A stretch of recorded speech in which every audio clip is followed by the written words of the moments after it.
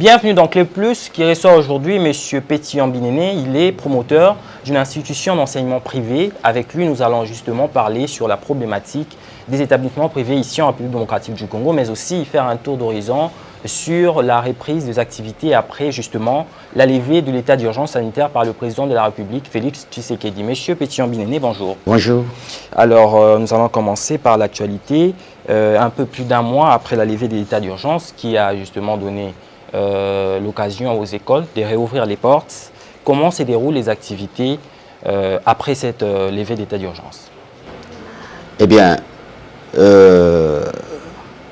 coutumièrement, ce que nous avons connu, ce n'est pas ce que nous vivons aujourd'hui, parce que en cette période, c'est la période pendant laquelle les enseignants commencent par les inscriptions, les administratifs ont repris, mais contrairement à cela, il s'est fait qu'une circonstance a eu lieu. C'est le Covid-19 qui a fait que le gouvernement, ayant été prudent, a déclaré l'état d'urgence, raison pour laquelle on a mis en congé, en confinement, les élèves.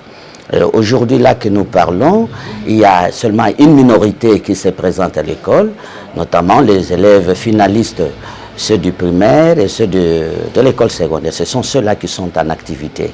Mais les restes sont encore à la maison, attendant la reprise de cours pour l'année prochaine. Ok, justement, en abordant la question sur les finalistes, il y a quelques jours, ceux du niveau primaire ont eu à participer à leur test national de fin d'études.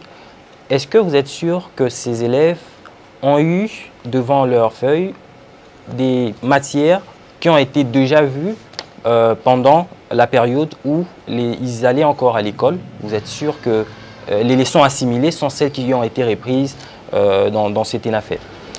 Eh bien, ici, il y a deux parties. Il y a les élèves d'un côté et ceux qui organisent le TENAFEP de l'autre. C'est-à-dire, ceux qui organisent le TENAFEP, dont l'État, le ministère, doit tenir compte des leçons du programme national. À quel niveau nous avons arrêté les cours, et c'est sur base des leçons données qu'on doit évaluer les élèves. Les examens ne peuvent pas se passer sur base du programme national, mais sur base des matières données, eu égard au programme national. À quel niveau nous sommes arrêtés, et c'est sur base de ces matières qui ont été assimilées par les élèves que les questions ont été posées sur le TENAFEP. Okay. Alors, les finalistes bien sûr, sont quand même sortis de problèmes, mais ceux qui restent dans les classes inférieures, comment vous faites pour pouvoir déterminer que celui-là passe ou ne passe pas? Ça sera déterminé sur base de quoi justement? Nous sommes exécutifs sur le terrain, mais les instructions viennent de la hiérarchie, dont le ministère du tutelle. Donc, le ministère nous a demandé de faire une moyenne pour d'autres classes en dehors de ceux qui sont finalistes. La moyenne sera calculée de quelle manière? On voit le premier, deuxième trimestre. Pour les matières du premier et deuxième trimestre, toutes les matières ont été vues et assimilées. Mais, faut-il dire qu'il y a eu une petite difficulté, c'est-à-dire pour la passation des examens du deuxième trimestre. Les examens n'ont pas eu lieu, mais les matières ont été données. N'empêche qu'on puisse calculer la moyenne. Alors, on va calculer la moyenne, pourquoi? C'est parce que le 2 trimestres, sur le 3 trimestres, nous ne manquions qu'un mois seulement. Un mois seulement qui nous restait. Alors, il est inconcevable qu'on dise que l'année soit déclarée blanche. Donc, le ministre avait raison de dire qu'on fasse la moyenne. Certainement, il y a une difficulté. La difficulté, c'est laquelle? C'est le temps qu'ont pris les enfants à la maison. Ce temps-là va à l'encontre de ce qu'il faut pour les matières de la classe dont ils proviennent. Parce que vous comprendrez avec moi que lorsqu'on fera la moyenne, il y a de ceux-là qui vont passer des classes, mais dans ces classes-là, faut-il que les pédagogistes revoient que les matières de telle période n'ont pas été vues? Justement, avant d'aborder cette question, est-ce que la moyenne requise, donc vous avez parlé de 70%, admettons qu'un enfant pourrait peut-être mieux s'appliquer dans le reste du trimestre, disons du 3e trimestre, est-ce que ce ne serait pas injuste de les limiter juste à la moyenne qui a déjà été faite pour déclarer par exemple qu'ils reprennent l'année? Est-ce que ce n'est pas injuste? Ce n'est pas injuste. lorsque nous disons que 70% des matières ont été vues et qu'à ces 70%, l'enfant a échoué, vous croyez qu'avec les 30%, l'enfant peut opérer un miracle pour avoir 50%? Alors, justement, c'est de ça qu'on parle. Comment on fait pour rattraper toutes les matières qui n'ont pas été vues? Est-ce que elles seront considérées comme de matières déjà vues, où il y aura, je ne sais pas moi, une sorte de récapitulatif pour eux en vue de combler le vide qui a été créé par la Covid-19? En fait, cette responsabilité ne me revient pas, mais elle revient à l'État. Mais vous aussi, oui. vous êtes promoteur d'une école, vous pouvez d'une certaine manière. Est-ce que si l'État dit aujourd'hui que toutes les matières restées sont considérées vues, à votre niveau, je ne pense pas que ça doit passer aussi facilement. Je ne fais pas une soustraction quant à la responsabilité qui me revient. Je voudrais dire quoi? Ici, en tant que conseiller et expert en matière, j'aurais souhaité que les matières, ceux qui montent des classes, que l'État dise que les matières qui n'ont pas été vues, qu'elles soient vues au début de l'année, avant qu'on entame les nouvelles matières pour les classes montantes, pour ceux-là qui vont monter des classes. Parce que pour ceux-là qui vont répondre, par exemple, si la moyenne ne répondait pas à 50-60%, eh bien, ils ont la facilité de reprendre les matières. Mais alors, qu'adviendra-t-il de ceux-là qui vont monter des classes s'ils n'ont pas eu certaines matières alors qu'ils sont demandés de passer des classes? Il est du devoir de nous qui sommes responsables de pouvoir commencer par là où ils n'ont pas terminé les matières. Et ce n'est pas si grand. C'est un mois seulement qu'on commence par là et on peut continuer. D'accord. Donc on espère juste que les choses vont bien se passer, qu'il n'y aura pas beaucoup de dérapage. Alors on va passer à autre sujet, la gratuité de l'enseignement prônée par le chef de l'État, qu'il a d'ailleurs mis en application cette année, malheureusement buté par la Covid-19. À votre niveau, comment voyez-vous cette gratuité? Est-ce que jusqu'au niveau justement où nous sommes, c'est un échec ou une réussite? Eh bien, ici, moi, je ne passe pas en politicien, je passe en technocrate. Vous pouvez justement répondre à cette question. Hein? Oui, je vais répondre. Oui, parce qu'il y a d'autres personnes qui disent que hein, ça vient justement entacher la qualité de l'enseignement. Je vais y aller. Mais laissez-moi commencer par là pour vous dire que je ne parle pas ici en tant qu'opposant ou qui que ce soit. Je voudrais, moi, apporter quelque chose pour l'intérêt de mon pays. C'est là où je suis. Gratuité. Cette mesure de gratuité, c'est quelque chose prévu dans la Constitution. Ce n'est pas quelque chose de neuf comme les gens croient. Avec le président sortant, on en a parlé, bien que cela n'a pas reçu. Aujourd'hui, on en parle. Vous savez que quand on a une décision, il faut une certaine mesure d'encadrement. J'aurais souhaité qu'avant qu'on parle de cette gratuité qui devient quelque chose de neuf, qu'on puisse faire un état de lieu. On ne peut pas directement parler de la gratuité sans faire un état de lieu. L'état de lieu, c'est quoi, par exemple, quand je dis, vous prenez chez moi, là où je suis promoteur du complexe scolaire Les Binettes de Mouabilou. Vous êtes sur Bypass. Vous arrivez, croisement Bypass et l'artère Kimwenza, qui mène vers Kimwenza. Je suis au niveau de l'arrêt appelé 4 km. De là, du croisement de Bypass et Kimwenza, jusque là où je me trouve, il n'y a aucune école publique, si ce n'est pas la mienne, qui a fait 8 ans comme école publique non mécanisée, non payée. Vous comprenez, il y en a combien qui sont des écoles privées à ce niveau-là? Elles sont nombreuses plus que les écoles publiques. Vous comprendrez aussi combien d'enfants nous avons, la population, de là jusqu'où je me trouve. Elle est si dense que vous ne pouvez pas négliger le nombre d'enfants. Eh bien, où iront ces enfants? Aujourd'hui, on parle de la gratuité. Tout parent qui se respecte, parce que nous connaissons une crise économique d'une dimension dont je ne sais la hauteur, on se dit quoi? Il faut amener les enfants dans les écoles publiques. Dites-moi de mon côté là-bas, qui est cette école publique qui doit les recevoir si ce n'est pas chez moi, par exemple, où on doit commencer avec les écoles publiques. Cette école n'est pas aussi payée. Cette école n'est pas prise en charge, alors qu'elle réunit toutes les conditions de viabilité. Avec une population de 800 élèves, vous m'ajoutez les enfants, où en seront? Mais qu'est-ce que vous faites à votre niveau pour que votre école soit viabilisée, comme vous dites? Est-ce que vous n'avez pas eu le pouvoir ou la possibilité d'aller voir les autorités compétentes pour demander, pour leur réclamer tout ce que vous êtes en train de dire là? Ce qui a fait que je fasse cette école, c'est le patriotisme qui est en moi. Ah ben c'est ce que tout le monde dit, hein? Oui, je vous dis une chose. Ok. Dans ce monde, si on veut détruire un pays, une nation, il faut commencer à négliger l'enseignement, le système éducatif. Lorsque vous négligez le système éducatif, eh bien tout est parti à zéro.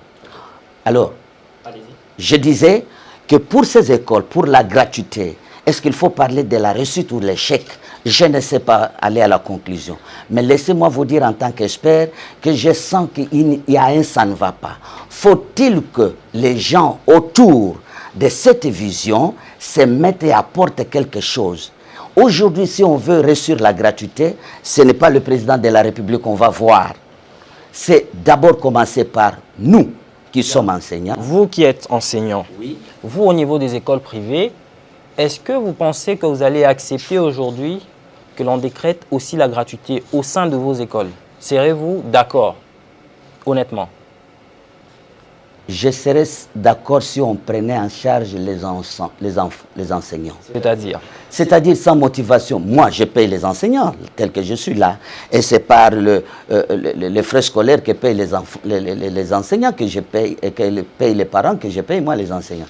Faut-il que je prenne ces enseignants d'une façon gratuite, qu'ils viennent, qu'ils travaillent et puis ils rentrent? Donc, quelque part, nous devons dire que vous craignez que vos intérêts soient aussi menacés. Non, mes intérêts ne seront pas menacés si jamais il y a un accord, il y a une convention. On parle des écoles conventionnelles protestantes, catholiques, islamiques et tout ça. Pourquoi? C'est-à-dire qu'il y a eu une entente quelque part. Si on peut partir d'une entente quelque part, l'État et les promoteurs des écoles privées, et cela résolvera le problème de la gratuité. Peut-être que c'est vous qui le dites, mais d'autres ne seront peut-être pas d'accord. Et je ne suis pas aussi le seul, peut-être qu'ils sont nombreux qui ont la même vision que moi. Ça reste à voir. Mais dans la plupart des cas, ils considèrent ces écoles un peu comme un fonds de commerce. C'est ce que nous avons eu à remarquer. Eh bien, vous savez que bien qu'ils considèrent ça, mais ils sont en train de contribuer pour le développement de ce pays.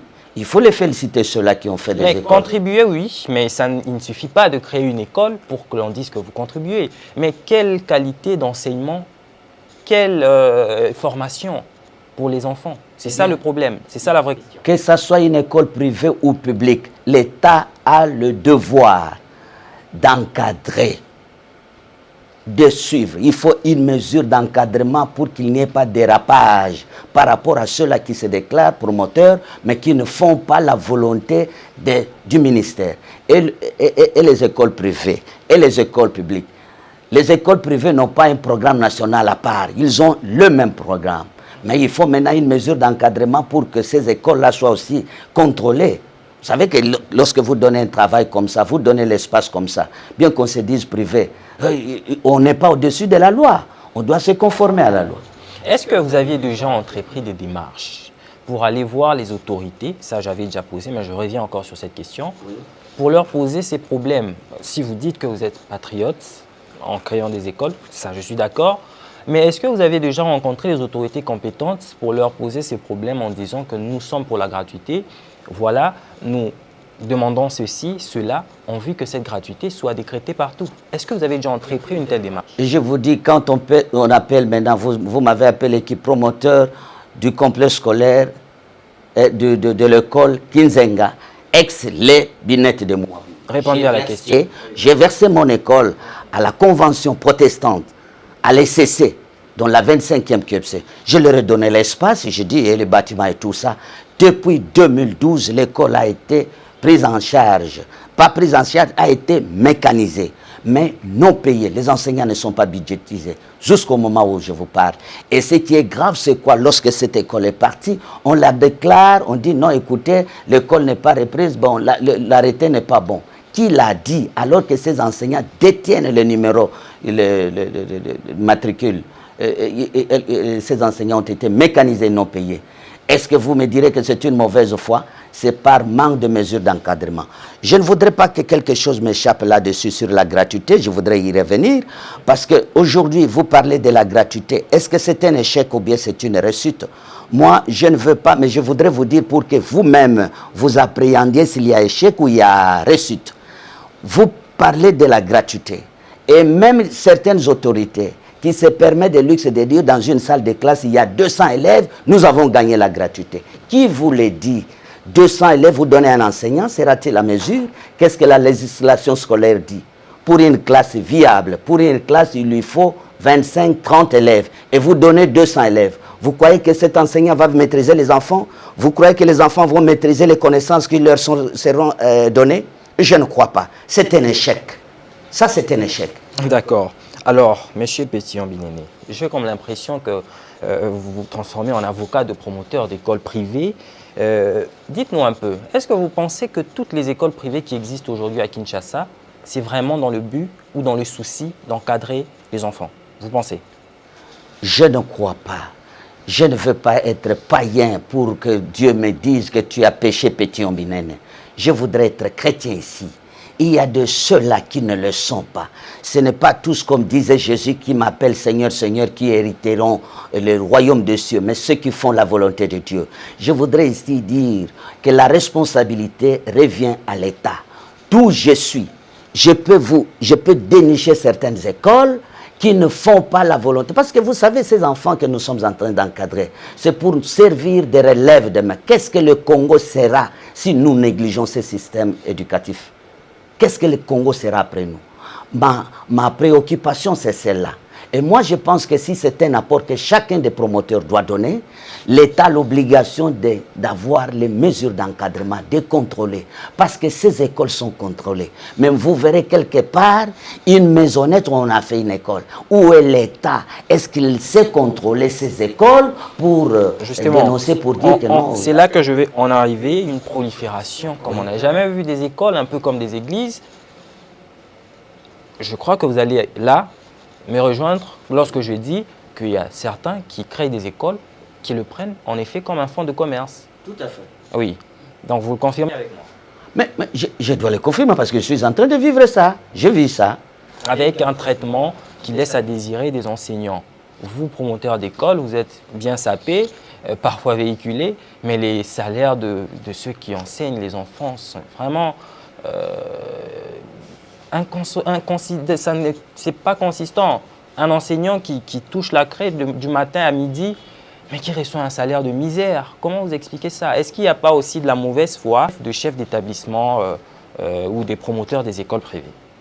Vous savez, nous sommes une maison qui est appelée le Congo. Nous avons un père qui est le président de la République. Nous avons un grand frère qui est le ministre et qui a la responsabilité de veiller à tout ça. Lorsqu'on sent, tel que vous le dites, vous qui le dites, vous le vivez, et le ministre connaît ça, quelle est la mesure qu'il a arrêtée pour dire qu'il n'y ait pas des aventuriers qui vont semer n'importe quoi? La conséquence, c'est quoi? C'est que vous dites là.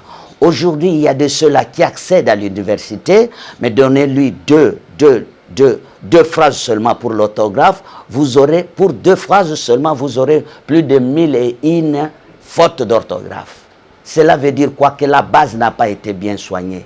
Est-ce qu'il faut seulement condamner ces chefs, ces promoteurs qui font n'importe quoi? Ou cela aussi va de l'intérêt de l'État d'encadrer cela pour que de telles histoires ne puissent se répéter? Moi, je suis contre cela. J'ai renvoyé chez moi un certain préfet qui payait les enseignants alors que je lui ai donné la lassitude de faire tout. Je lui ai donné la responsabilité de gestion. Mais quand j'apprendrai que celui-là négligeait les enseignants, je l'ai mis dehors. Et aujourd'hui, je suis en tribunal avec lui au niveau des grandes instances, au tripé de Lemba.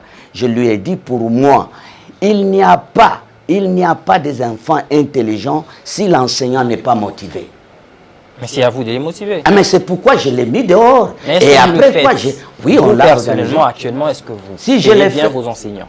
Moi, allez-y, je ne voudrais pas ici faire la publicité de ce que je suis, mais j'aimerais que vous puissiez au moins enquêter. On vous dira que Pétion-Binéné est celui qui paye bien les enseignants. Ce n'est pas pour rien que chaque fois j'ai beaucoup de demandes d'emploi pour une école telle que celle-là. J'ai beaucoup de demandes d'emploi. Cela fait aussi ma fierté. Non pas seulement que je suis promoteur, mais je suis notable, je suis demandé de briller d'exemple dans le quartier où je suis. Vous vous targuez de bien payer vos enseignants, mais moi je vous sens un peu comme si vous vous sentez persécuté par cette question de paiement. C'est comme si elle... Oh, je vous assure que vous ne m'aurez pas dans ce sens-là. Allez-y, Dieu est le seul témoin et les enseignants là sont les témoins qui vont vous dire que ce qu'il a dit est vrai. Alors, les écoles privées toujours, oui. on vous accuse, vous de faciliter la tricherie dans la falsification des documents. Un élève qui échoue dans telle école, c'est généralement dans les écoles privées qu'il s'y retrouve, falsifier les documents et s'y retrouver dans la classe supérieure. Et d'autres qui font un banc des géants, par exemple, de la 2e année en 6e année. Et ça, c'est vérifié. Est-ce qu'il n'y a pas une certaine réglementation dans vos écoles pour essayer de faire des choses de manière correcte et à aider les enfants? Parce que ça, c'est justement ne pas aider les enfants. Je ne peux parler que de moi. Je sais que c'est là où je vis, parce que je connais la matière, parce que je connais la marmite, quels sont les ingrédients qui sont là-dedans, qui sont mis. Il n'y a que moi qui connais là-dessus. Et je ne peux répondre à la place des autres. Mais toutefois, ce que je connais, je l'ai dit précédemment, et c'est un peu au niveau universitaire, par exemple, au niveau de ceux-là qui sont là, c'est un peu de tester 2-3 enfants qui sont maintenant à leur premier cycle, eh bien, ils vont briller d'échecs là-dessus, faute de base. Et il faut voir cette base dans quelle école ils ont étudié. Cette maladie ne se situe pas seulement dans des écoles privées. Dans des écoles publiques aussi, ils sont, lorsque les enseignants ne sont pas motivés. Je sais que quand on a parlé autrefois de la motivation annulée, autrefois dans certaines écoles, on a vu l'afflux dans beaucoup d'écoles privées où on a eu à fleurir ces écoles parce que les enfants étaient bien enseignés. Et vous me dites chose contraire aujourd'hui, que ces écoles privées, c'est là où il y a falsification, il y a ceci, cela. Qui vous dit que dans les écoles privées, ils sont des saints? On voit très souvent. Très souvent, vous connaissez un élève, par exemple, qui est en une classe, admettons, la 3e, oui, et il se retrouve de dire, voilà, je suis maintenant en 6e, mais lorsque vous vérifiez, c'est une école privée qui l'a reçu. Eh bien, vous savez, c'est ça, c'est parce que les gens ne savent pas qu'est-ce qu'il faut faire pour admettre un enfant, quelles sont les conditions. Ils sont derrière l'effectif, ils veulent avoir un effectif pour avoir beaucoup d'argent. Chez moi, vous ne dépassez pas 35 élèves dans une salle de classe, allez-y vérifier. C'est vraiment à vérifier. C'est parce que moi, je suis avec les amis de l'émergence, j'ai fait ce qu'ils font, j'ai fait la méthode participative chez moi, je suis l'émergence de Mongafula Kindele où je suis. Et j'ai fait la fierté de mon quartier. Allez-y vérifier, c'est une bonne chose, vous allez m'encourager. Je suis contre ceux-là qui, d'une manière ou d'une autre, ont fait de leur maison des écoles, alors que les normes, ni pédagogiques, ni administratives, ne sont réunies. Mais je voudrais demander ici à l'État de pouvoir veiller.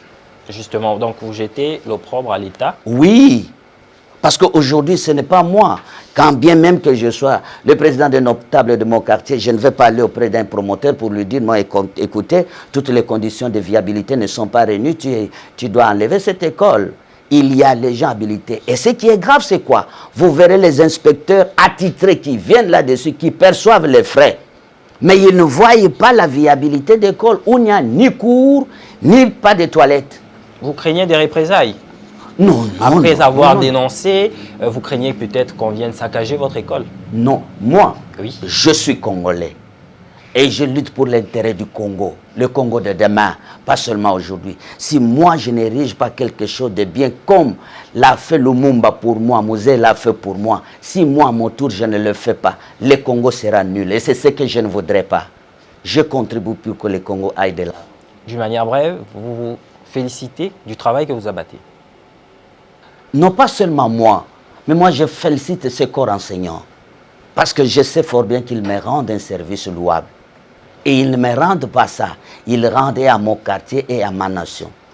J'ai été une fois à Montbelé pour assister à une école qui a été réhabilitée par son Excellence Pius Mwabilou. Et j'ai vu un enfant qui venait de chez moi, qui a tenu le discours. Mais ce sont des fleurs qui m'ont été jetées parce que l'enfant a fait voir que celui-là était mon promoteur. Vous voyez ce que nous sommes en train de vouloir, c'est ça. Le contrat ne m'aura pas étonné. Pardon? Le contrat ne m'étonnerait pas. Je ne vois pas comment vous pouvez parler en mal d'un enfant qui vient de votre école. Oh, mais non. Je peux parler lorsqu'il est... Est-ce que c'est pour vous dire qu'il y a seulement des réussites chez moi? Il y a des chèques, parce qu'il y a des enfants que nous prenons, que nous recrutons, qui viennent d'ailleurs. Et lorsqu'ils ne brillent pas, il les reprend la classe. Il les reprend la classe. Et il passe par le test. Je ne dis pas qu'il n'y a pas de chèques. Il y en a. Mais nous sommes en train de nous forcer pour que ces enfants... Parce que l'enfant, c'est une pâte malléable qu'on peut donner n'importe quelle forme.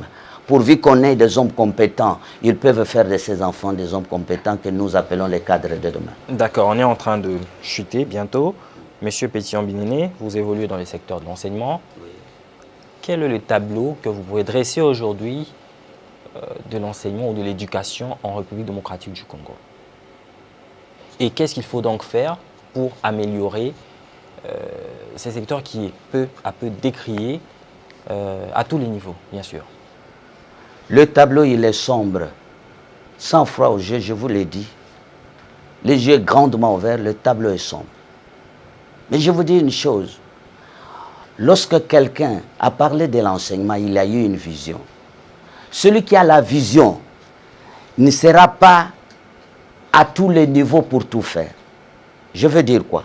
Si le président de la République, ayant tenu en main le secteur de l'enseignement, il a une vision, faut-il que nous l'accompagnions? Nous qui sommes enseignants, nous qui sommes parents, nous qui sommes politiciens, pour le bien de ce pays. Vous l'accompagnez comment? En faisant quoi? Eh bien, les enseignants, ils ont leurs devoirs qui sont les leurs. Ils prennent ce qu'il faut. Ils prennent la conscience professionnelle comme arme et ils travaillent d'une bonne façon. L'État aussi de son côté, que le gouvernement paye ses enseignants d'une bonne façon. Les parents qu'ils encadrent les enfants. Et que nous n'aurons pas demain les chèques. Ce ne sont pas les chèques que nous allons mettre des journalistes comme vous. Ce ne sont pas des chèques des enfants abandonnés sur la rue que nous allons appeler les DG de demain. Mais ce sont ceux-là qui proviennent du système éducatif dont nous avons la responsabilité d'encadrer. L'État a sa part de choses et vous aussi. Est-ce que vous le mettez déjà en pratique, ce que vous devez faire? Je ne me soustrais pas. Je ne me soustrais pas, je l'ai dit. Je l'ai bien dit, les enseignants doivent prendre en main leur conscience professionnelle pour l'avancement de ce pays. Merci M. Pétion-Binéné. Je rappelle que vous êtes promoteur d'une école privée. Avec vous, nous avons abordé sur la question relative aux écoles privées en République démocratique du Congo, mais aussi parler de l'enseignement dans notre pays. Nous vous disons merci. Nous espérons que ce n'est pas pour une dernière fois qu'on va vous recevoir sur ce plateau. Tout a été mon plaisir d'être invité ici. C'est pour moi l'occasion de féliciter les autorités de votre chaîne qui ont eu le souci de commencer par un secteur non négligeable, le secteur de l'enseignement. Si vous partez de cela, ce Dieu qui m'écoute maintenant est là pour vous bénir. Et vous verrez le Congo d'aujourd'hui ne plus être ce qu'il a été, mais il ira de l'avant. Un seul secteur, c'est l'enseignement. Merci beaucoup. Merci à vous, fidèles téléspectateurs, d'avoir été nombreux branchés pour suivre cette émission. On va justement se retrouver la fois prochaine avec un autre invité et surtout avec le même plaisir. Au revoir.